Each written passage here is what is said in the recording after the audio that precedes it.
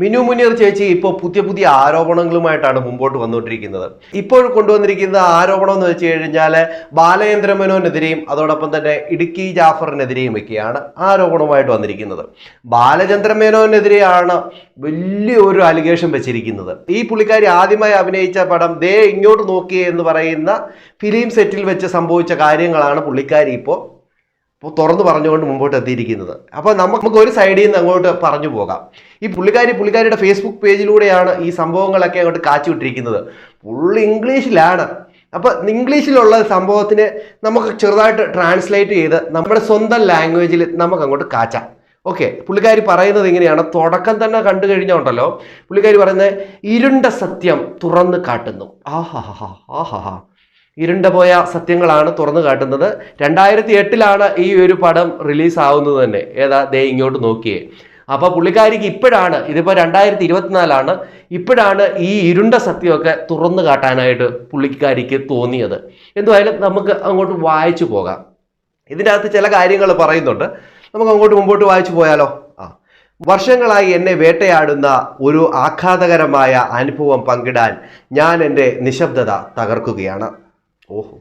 എൻ്റെ കരിയറിലെ ആദ്യ നാളുകളിൽ ബാലചന്ദ്ര മേനോൻ എന്ന ശക്തനായ സംവിധായകൻ തൻ്റെ പദവി ദുരുപയോഗം ചെയ്ത് മറ്റു പാവപ്പെട്ട പെൺകുട്ടികളെ ദ്രോഹിക്കുന്നതിന് സാക്ഷിയായി. പുള്ളിക്കാരി സാക്ഷിയായെന്നാണ് പറയുന്നത്. മറ്റു പെൺകുട്ടികളെ, പാവപ്പെട്ട പെൺകുട്ടികളെ ഈ പറയുന്ന ശക്തനായ ഈ ബാലചന്ദ്ര മേനോൻ ഉപയോഗിക്കുന്നത് പുള്ളിക്കാരി കണ്ടു എന്നാണ് പറയുന്നത്.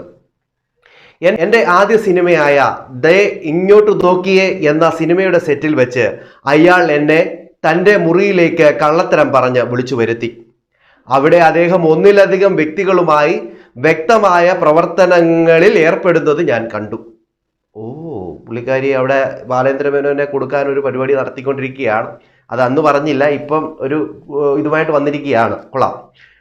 ഞാൻ ഞെട്ടി, പരിഭ്രാന്തയായി സംഭവ സ്ഥലത്തു നിന്ന് ഓടിപ്പോയി.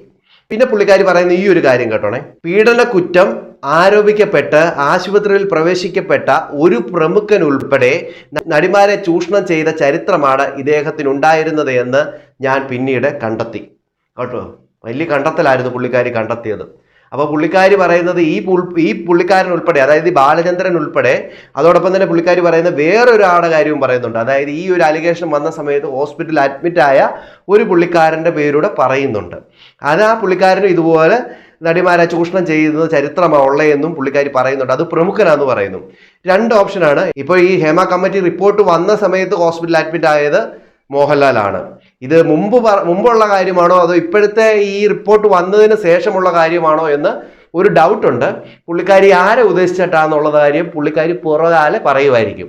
എന്തുമായാലും ഈ സംഭവം നടക്കുന്ന സമയത്ത് ഹോസ്പിറ്റലിൽ അഡ്മിറ്റ് ആയ ആളാണോ അതോ ഹേമ കമ്മിറ്റി റിപ്പോർട്ട് വന്നതിന് ശേഷം ഹോസ്പിറ്റലിൽ അഡ്മിറ്റ് ആയ പ്രമുഖനാണോ എന്നുള്ള കാര്യം പുറകാലെ വരേണ്ടതായിട്ടുണ്ട്. പുള്ളിക്കാരി ആരെയാണ് ഉദ്ദേശിച്ചതെന്നുള്ളതൊക്കെ പുറത്ത് വരേണ്ടതായിട്ടുണ്ട്. നോക്കാം.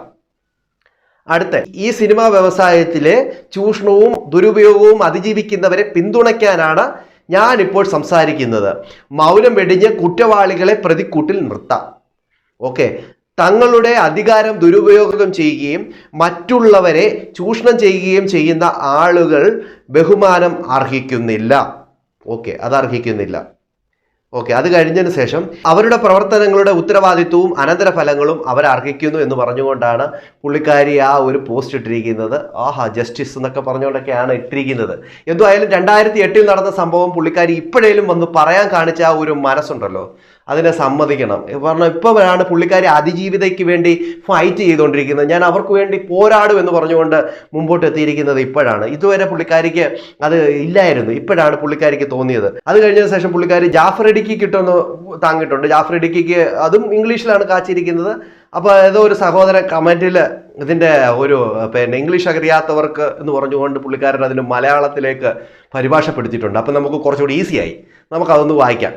അതിൻ്റെ ഇംഗ്ലീഷോട് ഞാൻ ഈ സൈഡിൽ കൊടുക്കാം കേട്ടോ. 2012 ലണ്ടനിൽ ഒരു സ്റ്റേജ് ഷോയിൽ പാട്ട്, സ്കിറ്റ്, സെമി ക്ലാസിക്കൽ ഡാൻസ് എന്നിവയുടെ പ്രകടനത്തിനായി എന്നെ ക്ഷണിച്ചു. അതായത് പുള്ളിക്കാരി ക്ഷണിച്ചു എന്നാ. അതിൻ്റെ സംഘാടകനായിരുന്നു ജാഫർ സാർ. എന്നെ ക്ഷണിക്കുകയും ഞാൻ ആഹ്ലാദപൂർവ്വം സമ്മതിക്കുകയും ചെയ്തു. അവിടെ എത്തിച്ചേരുമ്പോൾ ഒരു സ്പോൺസറുടെ സൗജന്യ സഹായത്തോടെ ഒരു ആഡംബര 5-സ്റ്റാർ ഹോട്ടലിലേക്ക് പോകാൻ അദ്ദേഹം എന്നെ വിളിക്കുകയും ചെയ്തു എന്നായിരിക്കും ഉദ്ദേശിച്ചത് അവിടെ. അത് ട്രാൻസ്ലേഷൻ്റെ ഒരു തെറ്റുണ്ട്. ആ സ്പോൺസർ മോശമായ ഉദ്ദേശത്തോടെ എന്നോട് സമീപിച്ചപ്പോൾ ഞാൻ തികച്ചും നിരാകരിച്ചു. ഈ മാസം 8 ഷോകളിൽ മികച്ച പ്രകടനം കാഴ്ചവെച്ചിട്ടുണ്ടെങ്കിലും സ്പോൺസറുടെ ആവശ്യങ്ങൾ നിറവേറ്റാത്തതിന് എൻ്റെ പണം ജാഫർ സാർ പിടിച്ചുവെച്ചു. ഈ അനുഭവം ഒരു ദുരിതകരമായ ഓർമ്മയായി അവശേഷിച്ചു.